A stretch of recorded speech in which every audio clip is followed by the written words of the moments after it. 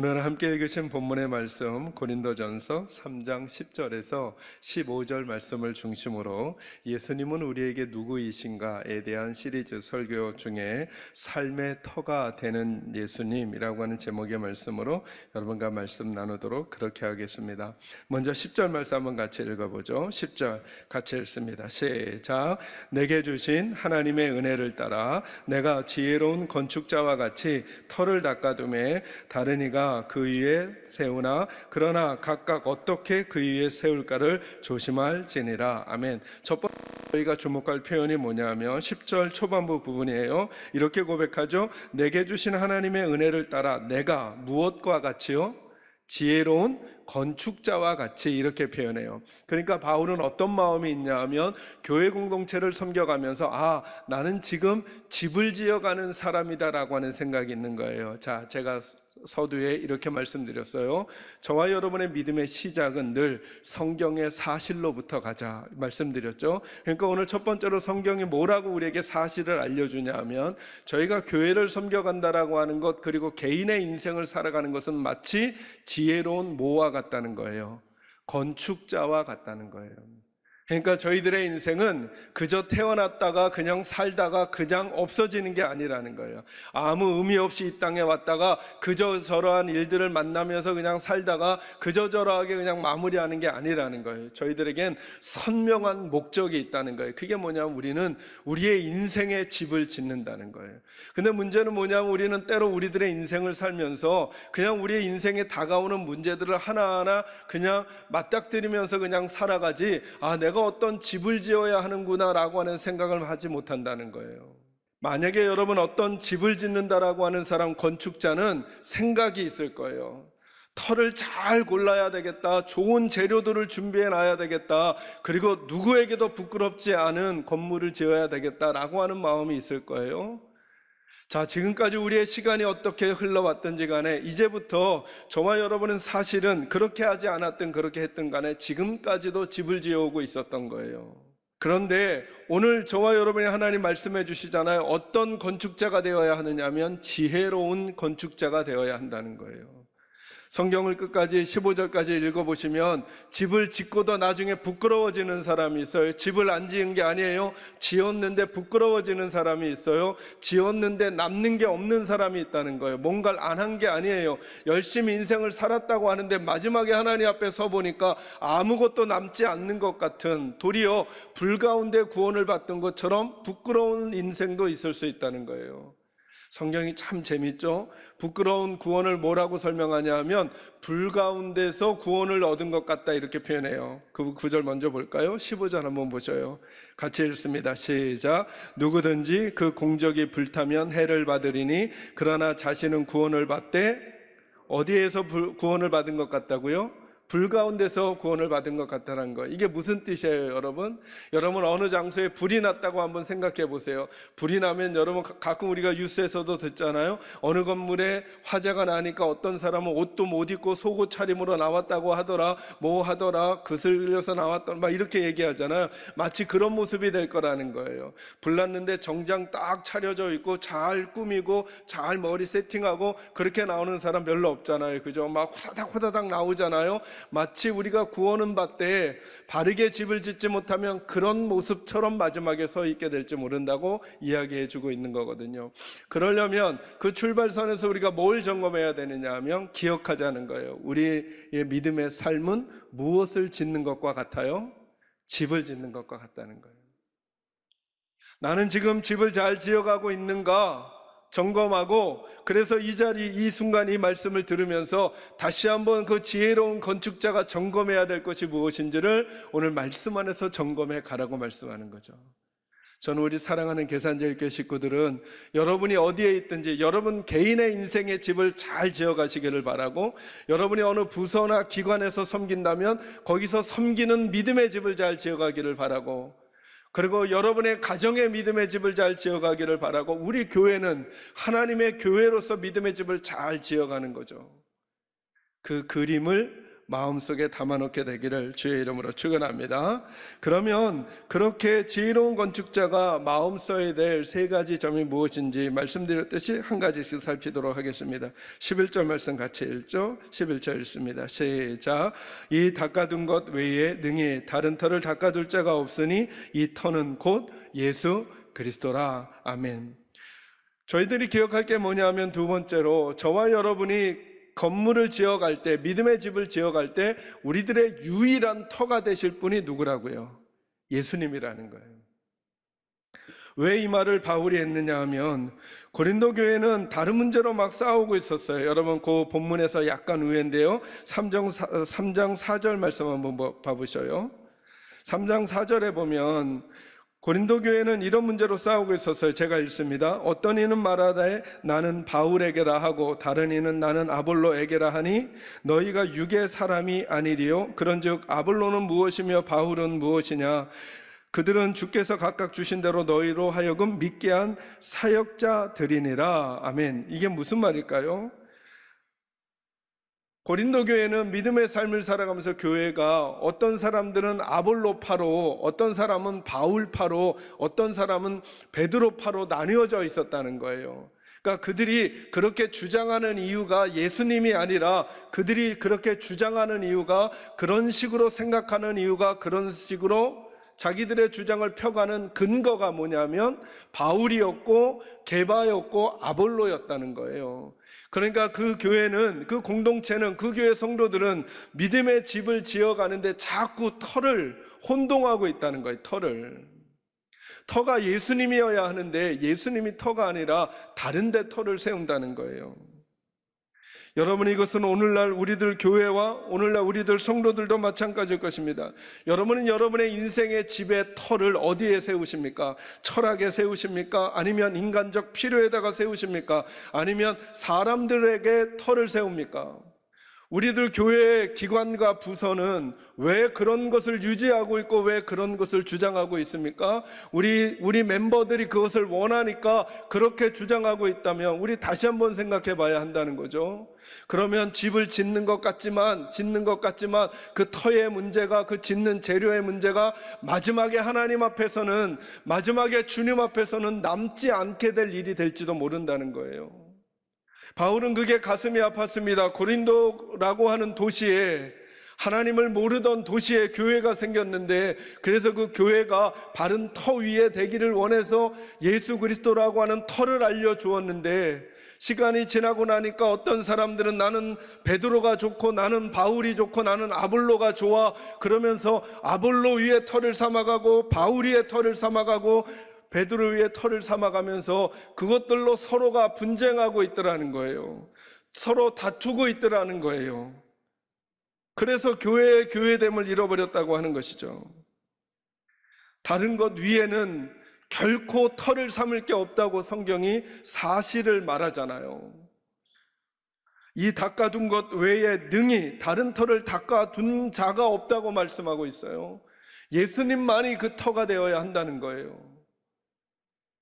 결국은 개인의 믿음의 삶도 교회의 믿음의 삶도 계속 이 고민의 연속인 거예요. 나는 내 욕심 때문에 그 일을 하려고 하는 것인가, 하나님 때문에 하려고 하는 것인가? 우리 교회는 하나님 때문에 이 일을 하려고 하는 것인가, 아니면 소수의 의견들 때문에 그렇게 진행하려고 하는가, 아니면 다수의 의견들 때문에 하려고 하는 것인가 라고 한다면 그 터가 예수님에게 있지 아니함을 보여주는 또 다른 일이 될 수도 있다라고 하는 것입니다. 저는 우리 사랑하는 계산제일교회의 기초도 그렇고 저와 여러분의 개인의 인생의 기초도 그렇고 예수님이 단단한 터가 되시기를 주의 이름으로 축원합니다. 두 번째는 이제 그 터 위에 무엇으로 짓느냐는 거예요. 여러분 12절 말씀 읽습니다. 12절 같이 읽을까요? 시작. 만일 누구든지 금이나 은이나 보석이나 나무나 풀이나 짚으로 이 터 위에 세우면 아멘. 그런데 이 터 위에 집을 세우는 재료들이 다양하다는 거예요. 어떤 이는 금으로, 어떤 이는 은으로, 어떤 이는 보석으로, 어떤 이는 나무나 풀이나 짚으로 세운다는 거예요. 그러면 저희들은 이제 저희들 생각으로 이 말씀을 받게 되죠. 아, 이 좀 고급스러운 재료와 안 고급스러운 재료로 짓는 거구나, 이런 의미를 이야기하는 것처럼 들려지지만, 조금 더 본질적으로 보면 여기에 6가지가 등장하는데요, 두 부류로 구분이 가능해요. 어떤 의미로 가능하냐 하면 비싼 재료와 싼 재료가 아니고 불에도 남을 수 있는 재료와 불에는 남지 못할 재료. 그러니까 영원할 수 있는 재료와 영원하지 않을 수 있는 재료로 나뉘게 된다는 거예요. 이 말은 저와 여러분이 믿음의 삶을 살 때 하나님 앞에서 영원히 남을 수 있는 재료로 우리들의 믿음의 삶을 살아가고 우리들의 인생의 집을 지어가야 나중에도 그게 남게 되는데, 만약에 그 인생이 어떤 인생이든지 관계없이 나중에는 남을 수 없는 재료로 집을 짓게 되면 나중에는 아무것도 집을 지어 놓고도 남겨지지 않게 될 수도 있다는 거예요. 그러니까 불을 통과할 수 있는 재료와 불을 통과하지 못하는 재료, 이건 얼마나 화려한가 화려하지 않은가 이 얘기를 하려는 게 아니에요. 가치가 영원한 가치이냐, 아니면 하나님 앞에서 인정받지 못할 가치로 내가 살아가느냐의 문제를 말하는 거예요. 똑같이 집을 짓게 될 거예요. 남을 것이냐 아니면 없어질 것이냐, 똑같이 예배하게 될 거예요. 하나님 앞에서 남을 수 있는 가치로 예배하느냐, 아니면 하나님 앞에 설 수 없는 가치로 예배하느냐. 수많은 사람들이 교회 봉사, 교회 헌신이라고 하는 집을 지을 거예요. 근데 그때는 잘 몰라요. 어떤 것이 금인지 어떤 것이 지푸라기인지. 그런데 그 가치를 보게 되면 알게 될 거라는 거예요. 분명히 알게 되는 날이 온다는 거예요. 여러분, 너무나 귀하고 재미있는 말씀인데요, 본문을 한번 표시하시고 마태복음 7장 21절, 신약성경 11조 그 어간입니다. 우리 함께 21절부터 23절까지 말씀을 같이 한번 읽어볼까요? 같이 읽습니다. 시작. 나더러 주여 주여 하는 자마다 다 천국에 들어갈 것이 아니요 다만 하늘에 계신 내 아버지의 뜻대로 행하는 자라야 들어가리라. 그날에 많은 사람이 나더러 이르되 주여 주여 우리가 주의 이름으로 선지자 노릇하며 주의 이름으로 귀신을 쫓아내며 주의 이름으로 많은 권능을 행하지 아니하였나이까 하리니, 그때에 내가 그들에게 밝히 말하되 내가 너희를 도무지 알지 못하니 불법을 행하는 자들아 내게서 떠나가라 하리라. 아멘. 여러분, 21절에서 23절이 우리에게 주는 사실이 뭐예요? 이렇게 말씀하시죠. 예수님이 나더러 주여 주여 한다고 해서 다 천국에 들어가지 못할 것이다. 다만 하늘에 계신 내 아버지의 뜻대로 행하는 자라야 들어가리라 라고 예수님이 선명하게 말씀하셨어요. 그랬더니 그 이야기를 들었던 어떤 사람들이 그날에, 하나님께서 심판하시는 그날에 이렇게 얘기할 거라는 거예요. 뭐라고 얘기할 거냐면, 그날에 많은 사람이 나더러 이르되 주여 주여 우리가 주의 이름으로 뭘 했다고요? 선지자 노릇을 했대요. 그 다음에 주의 이름으로 뭘 쫓아내요? 귀신을 쫓아내고 주의 이름으로 많은 권능을 행했다고 말했어요. 자, 여기까지만 듣고 저와 여러분이 판단하는 거예요. 이 사람들이 누구를 근거해서 이 일을 했다고 지금 말해요? 예수님을 근거로 했다고, 뭘 했다고 말해요? 그들이 한 일이 좋은 재료로 한 거예요? 나쁜 재료로 한 거예요? 그냥 우리끼리 얘기하는 거니까 늘 편안하게 얘기하자 그랬잖아요. 자, 예수님의 이름으로 뭘 했어요? 선지자 노릇을 하고, 나쁜 의미의 노릇이 아니라 역할을 했다는 뜻이에요. 선지자로 쓰임을 받고 예수님의 이름으로 뭘 쫓아내요? 귀신을 내쫓고 예수님의 이름으로 뭘 행했다고요? 많은 권능을 행했대요. 이게 여러분과 제가 보기에는 좋은 재료예요? 안 좋은 재료예요? 좋은 재료 같아 보인단 말이죠. 그죠? 근데 예수님의 평가가 뭐냐면 23절 보세요. 그때에 내가 그들에게 밝히 말하되 내가 너희를 도무지 알지 못하니 불법을 행하는 자들아 내게서 떠나가라, 이렇게 말씀했어요. 이게 무슨 말일까요, 여러분? 여러분 보세요. 그러면 이래야 되는 건가요? 예수님의 이름이 아닌 것으로 귀신을 쫓아내거나 예수님의 이름이 아닌 것으로 권능을 행해야 되는 건가요? 아니면 예수님의 이름으로는 선지자 노릇하지 말고 예수님의 이름으로 귀신을 쫓아내지 말고 예수님의 이름으로 많은 권능을 행하지 말아야 하는 건가요? 도대체 어떻게 하라는 거죠? 라고 하는 물음이 당연히 생겨야죠. 이들이 지은 집의 가장 큰 문제가 뭘까요? 예수님이 이들에게 뭐라 그랬냐면 너희들은 뭘 행했다 그래요? 불법을 행했대요. 여러분 여기에다 다른 말을 다 집어넣으셔도 돼요. 주님, 우리가 주님의 이름으로 헌금을 하고 우리가 주님의 이름으로 주일학교 봉사를 하고 우리가 주님의 이름으로 성가대를 하고 제가 주님의 이름으로 설교를 하고 제가 주님의 이름으로 주차 봉사를 하고 제가 주의 이름으로 직분을 감당했습니다 라는 말 넣어도 되겠죠? 돼요, 안 돼요? 되겠죠, 이 정도면. 근데 마지막 주님의 평가가 뭐냐 하면 뭘 행했다고요? 이 불법을 행하는 자들아 내게서 떠나가라는 거예요. 왜 불법을 행하는 걸까요? 여러분 이 말씀의 힌트는 그때의 그날에라고 하는 단어예요. 마지막 하나님 앞에 들어갈 때에 저와 여러분이 하나님께 들어갈 수 있는 우리가 터를 삼아야 되는 유일한 터는 하나밖에 없다니까요. 그분이 누구예요? 예수님밖에. 내가 행한 어떤 일이 아니라. 그러니까 이들은 주님의 이름으로 선지자를 내쫓았지만 누구에게 터 삼고 있지 않은 거예요.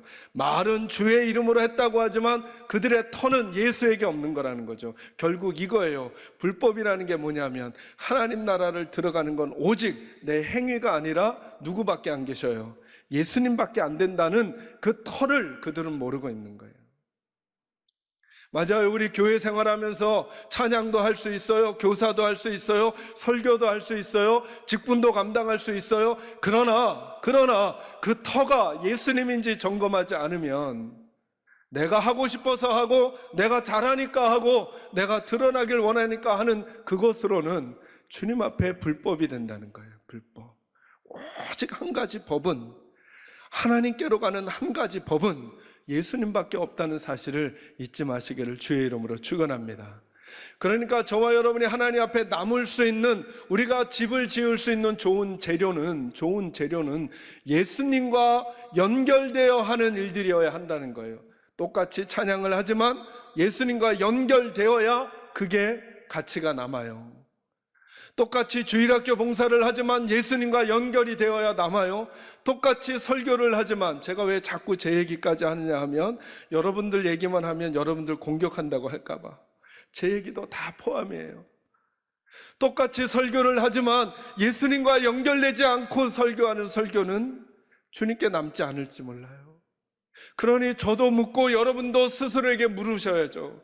나는 예수님에게 연결된 사람으로 지금 이렇게 행위하고 행동하고 섬기고 일하고 있는가? 아니면 예수님과 다르게 하고 있는가? 이건 우리도 똑같이 빠질 수 있는 함정이에요. 좋은 악기가 많이 생기고 좋은 조명이 생기고 좋은 음향이 생기면 거기에서 무슨 일인가 일어날 거라고 생각한다면 우리도 그 근거를 예수님에게서 놓치는 거죠. 심령을 바꾸고 영혼들을 새롭게 하고 오늘도 우리의 마음을 살릴 수 있는 일은 예수님에게 기반한 일밖에 없다는 사실을 인정하는 기도, 인정하는 예배, 인정하는 가르침, 인정하는 찬양, 인정하는 봉사야말로 그곳에서 하나님 나라를 경험하게 될 거예요. 이제 우리 스스로에게 묻는 거죠. 우리 개인은, 우리 사랑하는 성도님들은 어디에 발을 딛고 그 일을 행하고 계시는 것입니까? 제자들은 자기들의 경험과 자기들의 숫자와 자기들의 노하우 때문에 그 일을 했습니다. 그때 예수님은 너희들의 기도는 기도했지만 기도가 아니야 라고 그들이 지은 그 재료를 인정하지 않으셨어요. 오늘 고린도전서 3장의 금이나 은이나 보석은 귀하고 화려한 것을 말하는 게 아닌 거예요. 바람이 불고 파도가 칠 때도 남을 수 있는 가치냐, 아니면 겉은 화려한데 그 속에 가치가 주님께 연결되지 않은 것이냐, 이 문제를 우리에게 묻는 것입니다. 저는 우리 사랑하는 계산제일교회 식구들이 예수님에게 터를 둔, 예수님에게 근거한 우리들의 기도, 우리들의 예배, 우리들의 헌신이 되어가 하나님께서 보시기에 아름다운 집을 지어가는 우리 모두가 꼭 되시기를 주의 이름으로 축원합니다. 마지막 세 번째로 다시 고린도전서 3장 13절로 오도록 하겠습니다. 13절부터 15절까지 말씀 읽어볼까요? 읽습니다. 시작.